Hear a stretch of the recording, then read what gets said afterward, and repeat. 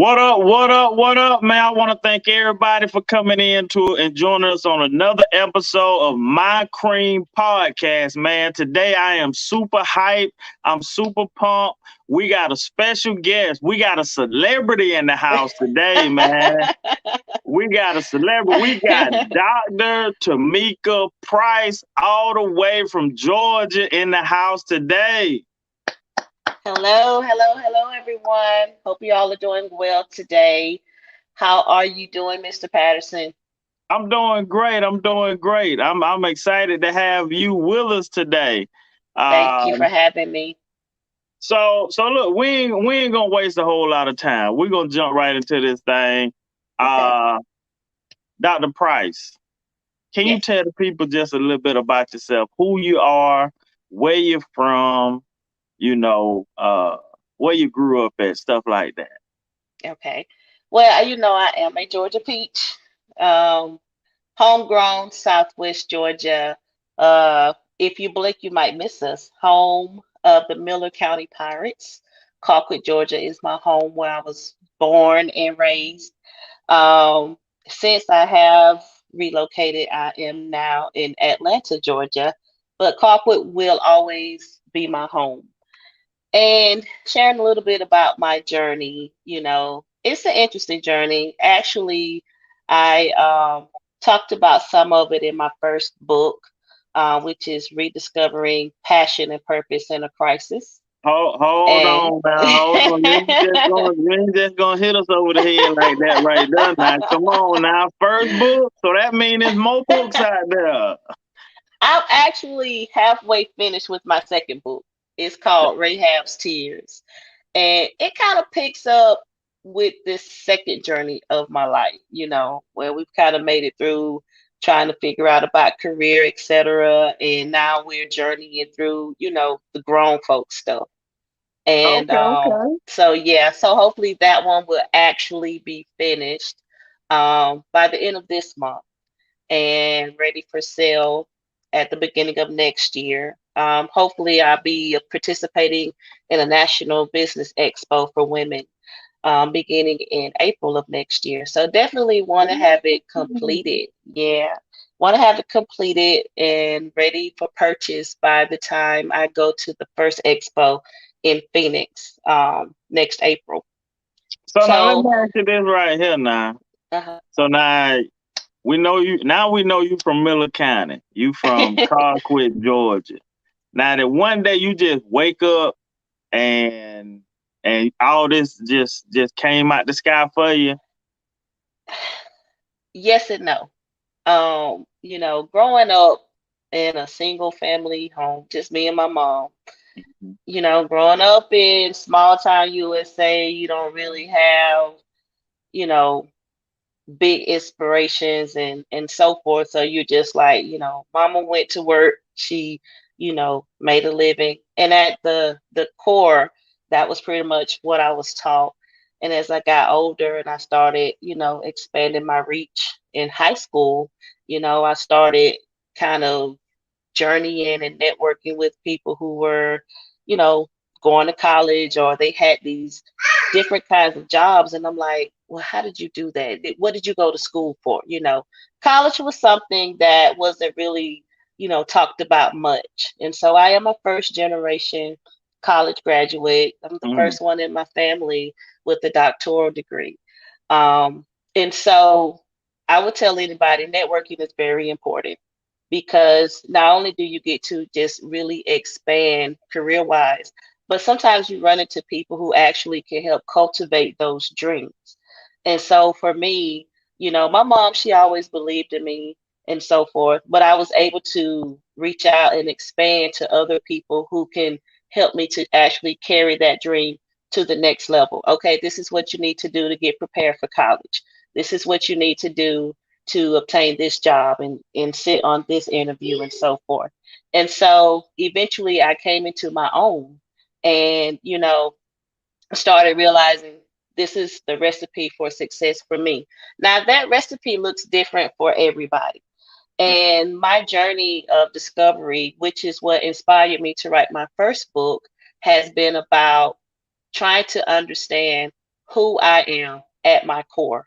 If I took away all of the degrees, the work experience, if I take all of these things away, who am I? What am I passionate about? What am I purpose for? Why am I here? And so when I started really focusing on that, a lot of the things that I started out doing, um, I really don't do a lot of those things anymore, but they are all connected in some sort of way. Being able to um, educate people on different things financially wise, tax laws and those types of things. All of that started with, the desire to do something that I could use numbers with because I always have been a math whiz and So and now being let me ask organized. you this. Let me ask you this. So Hmm. now doing the taxes or being in that industry, was that there before you started your educational empire, or did that come later?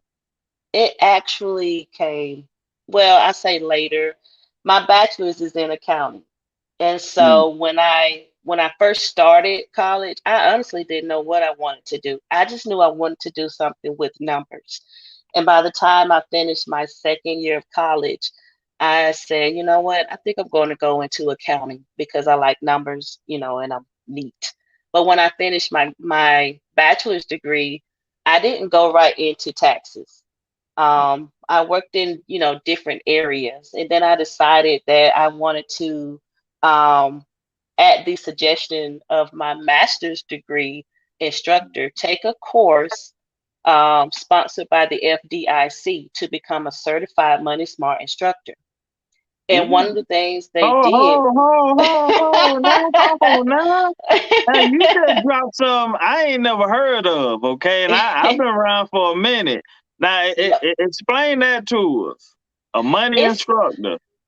it's a course, and it actually was somehow embedded. It's been literally over 10 years ago, almost 15 now. Mhm. That was embedded into my master's degree program at Albany State. Go Rams. Shout out to the Um, Rams. that's right. That's right. That's why I received my master's degree. And one of my professors suggested that I actually take this course called, I think it was actually called FDIC Money Smarts. And basically, what they do is they just teach you about, taxes. Um, it's basically like an economic course on personal finances. Okay. I think it was probably like a 6-week, 8-week course or something like that. And at the end of the course, you're considered a certified FDIC Money Smart instructor, which means I get to go around and teach others, about personal finances and how to prepare taxes and those types of things. And so that's how I actually got into wanting to actually do taxes. And, I was already pretty much doing my own taxes. But, sometimes when you grow up in an environment where all you've been taught is to go to work and get a good job, keep that job, retire that job. Entrepreneurship is kind of like taboo. It's something that's not really discussed. And so I just stuck with being my own personal tax preparer. I actually did not step into that arena until probably about 10 years after my certification as an FDIC Money Smart instructor. But by Now, that time, let me ask you this now. mhm, So now you step into that arena. Now, have you finished the masters at this point? at this point, I had finished the master's, and I was actually a tax auditor for the state of Georgia. And so I had literally been a state auditor for probably about 6 years, before I decided I want to step out and I actually want to become a business owner preparing taxes for other people. And Okay, so I so you just working for the folks, and you gonna come back and help us folks. right, right. So now I'm able to, come and drop some real knowledge in your ear because hey, I'm on both sides of the spectrum now. I know what your taxes need to look like because I'm the one that's going around auditing the taxes. And so I decided, to step out on faith. And I was an auditor and I was a tax business owner for years before I just truly decided to pursue my tax business full time. It was a journey, you know. I wouldn't just tell anybody to just jump out there into entrepreneurship full time because everybody's journey is different. But for me, I felt like that was something that God was truly calling me to do. And that was So, kind of like so, my process. so let me ask this: what gave you the confidence? So, cream is confidence rules everything around me. Okay, Hmm. and cream it's a three-part series. Confidence rules everything around me. Coaching rules everything around me. Christ rules everything around me. What gave you the confidence to step out there and say, "Man, I can do this"? It took some time. And honestly, I was literally sitting in my chair one day. I was working from home and I was Mhm. like, God, this is just not fulfilling. There's got to be, something more for me. And so I was just journaling, on my tablet, and I was actually listening to an episode sermon on television, and it was like a light bulb literally just went off in my head. You need to Mm. open a tax business, like literally. I can't even really explain. Um, and at that time, I think my confidence was there because sitting in my chair that August of 2014, I Mm. decided I wanted to open a tax business. In January of 2015, I opened my tax business. And so I think over the years, building up that confidence was something that took a lot of time for me. Being able to go out though and audit, big business clients and so forth and sit down and being able to actually converse with them one on one, it built my confidence. And hey, you need to know your laws. You need to be able to hold conversations with people, be able to look them in the eye, one on one and say, hey, this is what you need to do. This is not right. All of those things took time for me. And I really felt like working with the state is actually what built up that confidence in me to be able to step out on my own.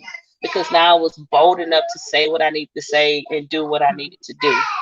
And when I thought of the idea, I think that was kind of already in place. Wow. So now you open up the tax business. Was there anybody? Did you have a mentor? Did you have a coach? Was it somebody that guiding you along the way? I think that my godmother, she was very instrumental in just, helping me to actually, just be confident. She was a business owner herself. And so she knew the challenge that I was facing as far as, wanting to opening a business in a small town where everybody knowing you was actually more of a challenge than people think. And so just being able to actually have somebody to kind of coach me, not so much as on the logistics of it, but just to keep my head in the game and to help me to stay confident and stay the course. Because when you're starting out, 50% to 75% of businesses don't make it through those first 3 to 4 to 5 years. And Right. so those are your challenging years that really challenge you and test your patience and what you really have, or do you have what it takes to stay in the game? And so just, her being on my side, keeping me, hey, just stick with it. You got this, don't give up. Of course, it's hard. Anything new, it takes time. And so I think, her having her business acumen and just being spiritual, that really helped a lot. Okay, okay. So now let's do a recap. So Hmm. you from Southwest Georgia, you from Miller County, Hmm. you graduate, you go to you went to Albany State first, right? I went to Georgia Southwestern and got Georgia my Southwest. bachelor's, and Got then your back. Albany State. Then Albany State. Then you go work for the man, go work for them folks. Then you leave the folks, you come back, you say, I'm gonna help my folks open up a tax business. Hmm. You got your coaching, you got now at that point, have you started the doctorate degree? Yes. I actually started the doctoral degree, I think 2009 or 10. Um, and I had, it's like everything was just happening at one time because I actually started working as an auditor and I was working on my doctoral degree at the same. I started both of them pretty much around the same time. And Okay. so I was juggling, you know, my full-time job, and I was juggling my doctoral degree. And then when I opened up my business, I was still working on my doctoral degree, and I was still working full time. And now I have a business. So it's like I was juggling, and I was still a single mother, you know. And so it was like I was just juggling so many things at one time. That I Man, was like, God, I just don't know if I'm going to make it. And so you have to have that support system, though. You know, you have to have that support system to stay mentally tough because it can get to be a bit overwhelming. wow. Now that listen. You got a testimony. You got a couple testimonies in there that you can Mhm. go in to any church on Sunday and preach on right You know, But people now, ask me, I'm sorry, go ahead. so now, like the endurance, because most people, like, so I use myself for example. I got my bachelor's and then I started on my master's. Mm, And right now I am probably one, maybe 2 semesters from having my MBA. And then I switched out and I said, I want me a teaching degree. You know? And so I started all the way back over, working with the teaching, and then I was like, man, listen, I don't even need no masters no more. So and I don't even know what stopped me, you know. But how did you continue? How did you have the endurance? Like, what's the motivation for you to keep going through all of that? You know, if I would have, what I'm about to say, if I would have had this years ago, I probably could have saved myself a lot of headache. But when you are aligned with your passion and your purpose, God gives you a grace to be able to handle Mm, things. mm, And it was that grace that kept me, you know, because you're talking about a single mother with 3 children, a full-time job, a business, and working on a PhD. And it was like, you know, there were times where I felt like giving up, don't get me wrong. Um, I think that people, you know, when they get tired, they want to quit. But that's when that grace steps in to help you keep going. Right. You know, and I'm talking about there were times, there was literally one time where I sent a message to my district chairperson and I said, I'm done. I quit. I just can't. And she picked up her phone and she called me and she said, Tameka, you're 95% of the way there. The half the battle is literally won. Why are you quitting now? And I said, I'm tired. I just don't feel like I can do anymore. Because, you know, when you're working on a dissertation and you've got 3 or 4, however many committee members, you're trying to satisfy all of them. And I had one that she was just, you know, she was just, she was tough. She was a tough critic. And at that time, I felt like I was just, you know, on the verge of just collapsing, literally. But when you're aligned, and it's so important to be aligned with what God has called you to do, because He will always give you the grace to press through. It doesn't mean that you won't be tired or you won't feel like quitting, but you know, as Philippians 4 and 13 tells us, I can do all things through Christ who strengthens me. And so you have to learn how to lean into his grace and his strength and stop depending so much on your physical attributes or your mental, whatever you have, and just say, Lord, I'm in the middle of this journey. I'm tired. I want to quit, but I'm trying to keep going, and he will meet you halfway. He will meet you whatever point you're at, whether it is halfway or you're just beginning or you're almost at the end. He would meet you there and carry you the rest of the way. And you know, I tell people it was nobody but God that just pulled me through. But when you align yourself with what He's called you to do, you'll be surprised at what you can actually accomplish. You know, because I've told so many people, you know, the stories of how people said I should give up, you know, you shouldn't do this, you've got too many kids, and oh, you're a small town country girl, you can't accomplish those things. And now I have a book, you know, that's on sale in Walmart, you know. I have another book I'm right. halfway through, and a publisher that's actually reached out to me about helping me to publish this book. And it's not even finished, you know. Yeah, I have a That's what I'm talking franchise. about. I have a That's what I'm franchise. talking about. I'm getting ready to start, attending the National Expo to be able to speak to women all over the country and share my story. And so it's like, had I just listened to other people, I can't even think about what all I would have lost, what all I Right. have to lose because I'm still on my journey. And so I would say one thing in addition to that is to learn how to turn off that outside noise. Because Mm, most people that are telling you what you can't do are only telling you that because they don't believe they can do it. And so if you right. settle with that, then you'll just be two people, crabs in the bottom of the bucket, just pulling other people down because you don't see how you can get out of it. Right. And so let me ask you this right here. So I constantly talk to people about, I just talked to my daughter about it this morning. If you understand your gifts, the authors will live, love, and lead how to transform your life from ordinary to exceptional. If you find your purpose, then you will find the gift that God gave you. Now, I found mine through my passion. My passion was football. I started coaching, and I thought, well, oh, that's what I'm here for, coach football. And then I found out that my gift, part of my purpose, let me say my purpose, uh, is to motivate and inspire, and I say motivate, inspire the next generation of leaders. And so Mhm. that's what I've been doing. And all this other stuff came with it. Now, what would you advise people on? How do you find your passion? Let's start with the passion. How do you know what your passion is?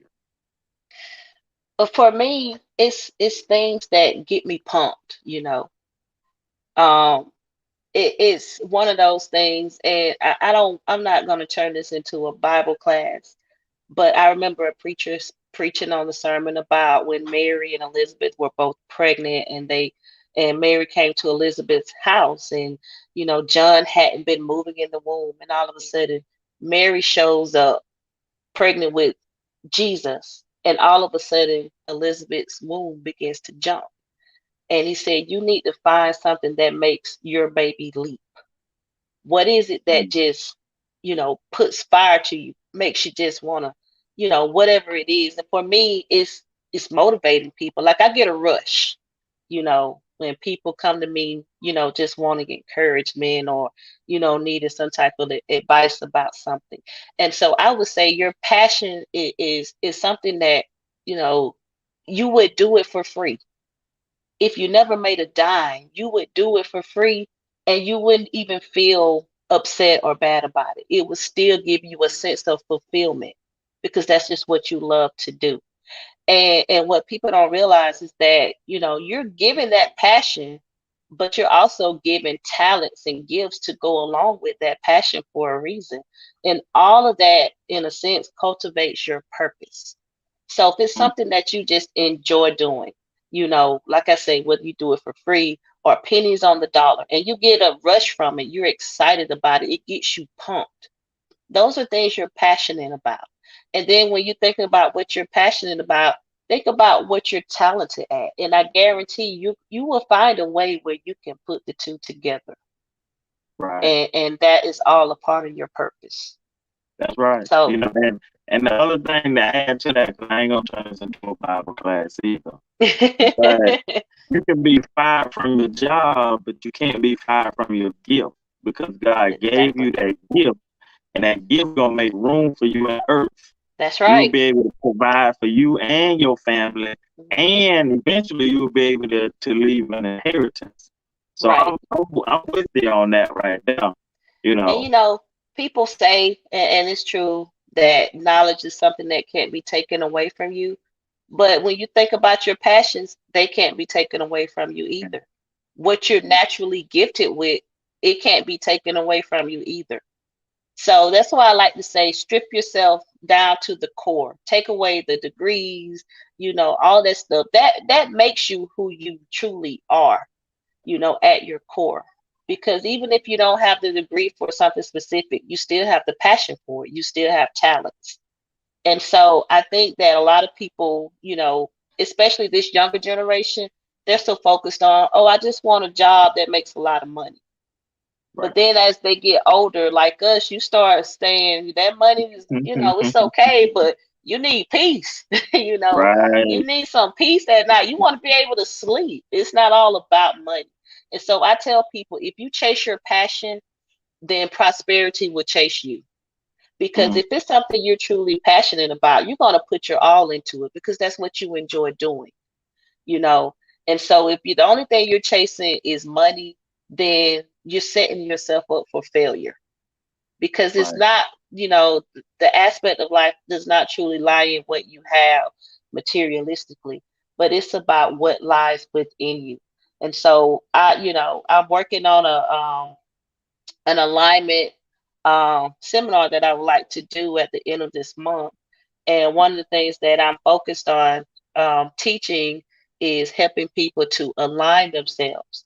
You know, think about your passions, go back to the core, of who you truly are, and then start making decisions from that point. Don't make decisions from the outside in, make decisions from the inside out, and then you will see your life unfold in an entirely different direction. Man, listen. We getting some gems dropped from the doc today, man. The doc came on here dropping some gems today. So, doc, let me ask you this now. So, we, you got. So let me recap. You got tax business, author. You're doing a national tour. You got the seminar at the end of the month. Hmm. Now, how do you find the time plus mom? Okay, Yeah. how do you find the time to make all this happen? Ugh, s- scheduling as best as I can. I try to stick to a schedule. I try, but it's so much going on that it's like sometimes some stuff just got to get in where it fits in. But I have to have a reminder. I have reminders everywhere, sticky notes, my cell phone. I just have to, my email is going off and I just have to, but I try to stick with the schedule because I tell people that if you don't have some type of structure, you know, it's really not gonna work the way you want it to because you're gonna find yourself just stretched thin because you have so much going on. And then one other thing is I try not to overextend myself, which is probably like you got a lot going on for somebody that's not overextended already. But I try not to overextend myself too. So Okay, okay. it's like you Now, just have to know your capacity. right. I'm with you on that. Now we got this season about to come up, and I know it's about to get real hectic for you. So I'm glad I could get you on. So we got this tax season come up. What do you want people to know that they need to start doing right now in preparation for that? Ugh, briefing yourselves. I always tell people, don't depend so much on your tax preparer. Some things you definitely want to know for yourself. And this season coming up is going to be different because so many, tax laws have transpired throughout this year. And so I like to tell people just brief yourselves. You don't have to actually know it verbatim, in and out. You have to know it in your sleep because some of it is Greek. But I always tell people to just at least know a little bit of it. Just kind of prepare yourselves because you don't want to sit down and you're thinking you're going to get this astronomical refund and you find out, oh, well, this is all I'm getting. For instance, with this advanced child tax credit, some people were getting the advance throughout the year. Well, July through December, this is the last month to receive it.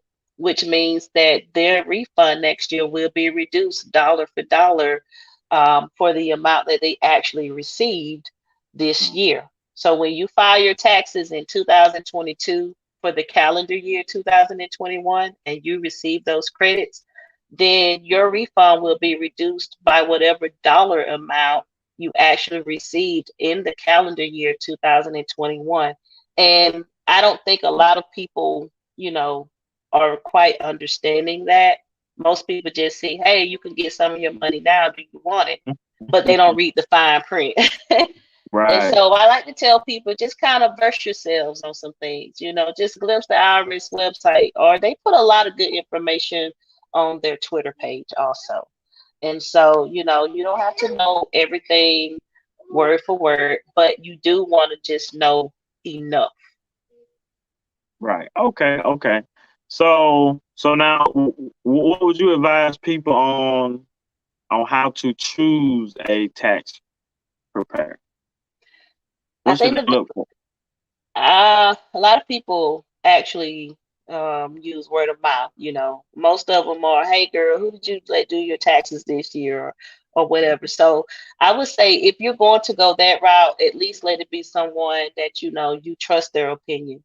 As a friend of mine used to say, "I trust who you trust."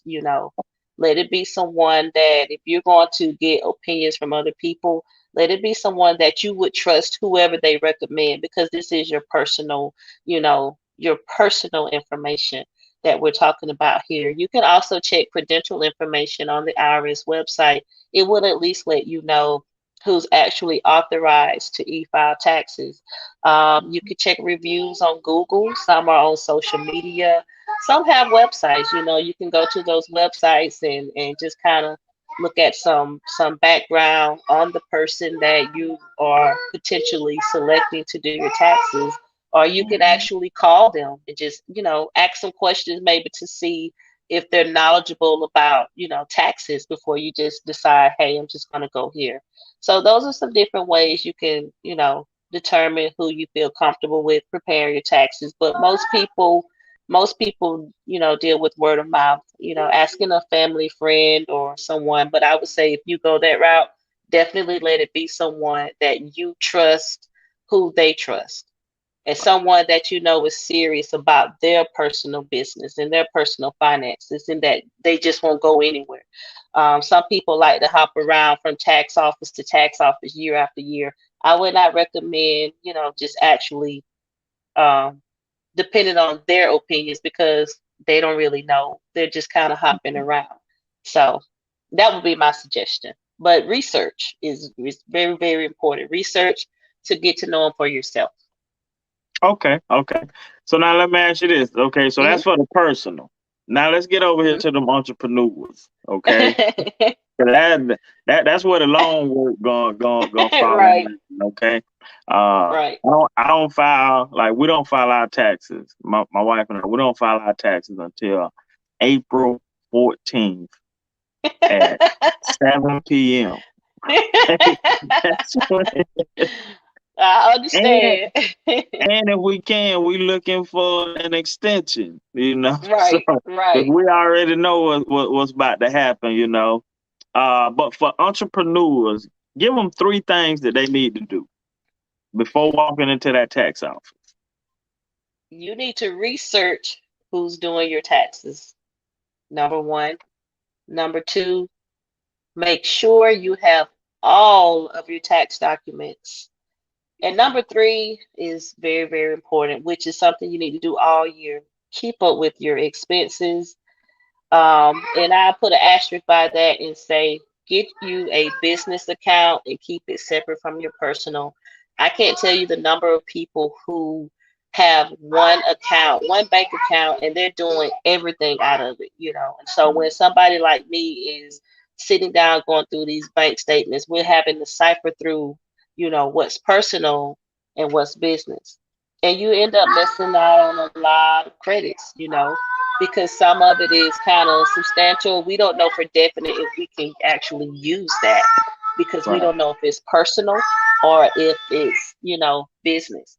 And so keeping your finances separate is very, very important. That's probably at the top of the list, because if you would do that, then you would save yourself a lot of headache, and you will make it easier for whoever is going to prepare that return as well, to make sure all of your credits are available, all of your deductions, everything you're eligible for. It makes it a lot easier to find those things when you're organized. Keep up with Mm, it and keep it separate from your personal stuff. mm. Now that's running a business right there. Keeping it separate, keeping it separate. Yes. Okay. As let me just add this, as a former tax auditor, the easiest way for business owners to actually to lose money, actually to be defrauded by um, their own personal, accounting or whatever, is because they don't keep up with anything. And so it's best to stay on top of your finances. You might not know how to do the return, but keep up with where your money is going, because you don't know who's embezzling money from you if you don't keep up with anything. And we have seen so many cases in the past of people who have lost money because they put too much trust in other people to handle their finances while they were trying to run the business, and they didn't know enough about their own finances to realize that somebody was actually stealing money from them. So Wow. definitely keep that in mind. So that just don't happen in the sports arena. It's everywhere. No, everywhere, yes, definitely. Okay, okay. So, we about to get ready to come to a close here in a minute. And I want to thank you for coming on and like just sharing that knowledge with us, giving some word this morning as well. So like you covered all three, cream, Christ, coaching, and confidence. So you exemplify what cream means and stands for. And cream is a Yep. series of books that I'm putting together right now, and they Cool. should be out in 2022. But Awesome. before I put that series out, I just wanted to bring some people on, and you talked about network earlier. Like my network is huge. Like when I say That's huge, great. it is huge, and I didn't realize how huge it was until I started just putting down people names that I know who are doing Yeah. something, who are successful. And I'm like, man, like let me create a platform to where like people they look at you, but they don't even really Hmm. know how you got there. They don't even really know what you went through. And Right. sometimes they'll be like, sometimes I've had people to say, uh, like, oh, you in coaching? Oh, I can do that. And it gives them the confidence, and so I don't know Hmm. who's gonna see this episode and be like, man, if Dr. Price can do it, why can't I do it? I'm Right. I'm from I'm from Right. I'm from Colquitt, Georgia. I'm Right. about to graduate high school. Why can't I do it? That's You right. know. And so I'm That's I'm right. glad you came and you blessed us with that. Any last words or last advice or anything like that you want to share with the people? Uh, well, I will say, if it's something you want to do, don't allow other people to talk you out of it. If you feel that this is something that God has truly placed in your heart, go for it. As I stated, had I said no or turned around because of what other people said I couldn't do, I wouldn't be on this journey now. I wouldn't be where I am today. I would not be, headed in the direction that I'm headed in. So if it's something you want to do it. Stay true to you, because in the end, you don't want to live your life and get to the end of your journey and think back on all of the things that you wish you would have done. You want to leave life without feeling like it still owes you. You want to leave life knowing that it owes you nothing, that you put it all out there, you put it all out on the line, and you don't regret anything at all. Just live life with no regrets. If it doesn't work out, then that just means it wasn't for you, but you can always keep going. Mm. I definitely like that. Definitely like that. So, Dr. Price, tell the people where they can find you at. Where's your tax business located, and where can they find you on your social media platforms? Okay. Tax business is in Colquitt. You know, I'm everywhere. 75, Interstate 75 is probably my home. I'm in Colquitt, Georgia, on Highway 27. You can locate me on my website at www.pricetame.com. That's PRICETAME.com.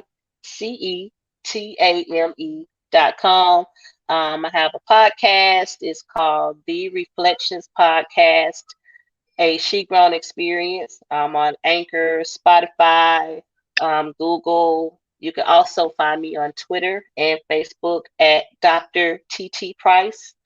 And, you know, I'm just here. One day I could say I got a wiki. You can find me on my wiki. All right. So, hey, everybody just find out where you can find Dr. Price at.